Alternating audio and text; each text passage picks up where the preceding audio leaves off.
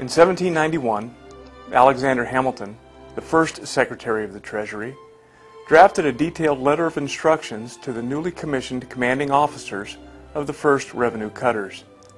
These officers constituted the first of a long line of officers who have served to protect the interests and the people of the United States. After more than 200 years, Secretary Hamilton's words are just as relevant to newly commissioned officers of the United States Coast Guard as they were when first written.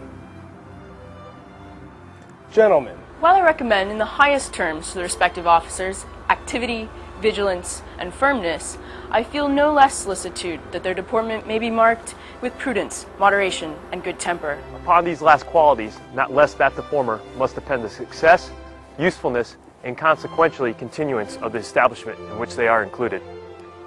They will always keep in mind that their countrymen are freemen, and as such are impatient of anything that bears the least mark of a domineering spirit. They will, therefore, refrain with the most guarded circumspection from whatever has the semblance of haughtiness, rudeness, or insult. This reflection and a regard to the good of the service will prevent at all times a spirit of irritation or resentment. They will endeavor to overcome difficulties, if any are experienced, by a cool and temperate perseverance in their duty, by address and moderation, rather than by vehemence or violence.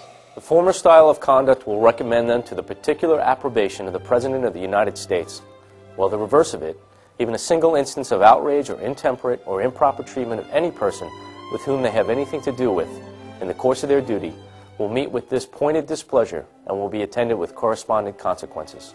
The foregoing observations are not dictated by any doubt of the prudence of any of those to whom they are addressed.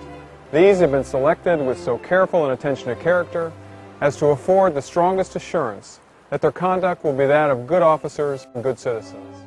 Signed, your obedient servant, Alexander Hamilton, Secretary of the Treasury, June 4th, 1791.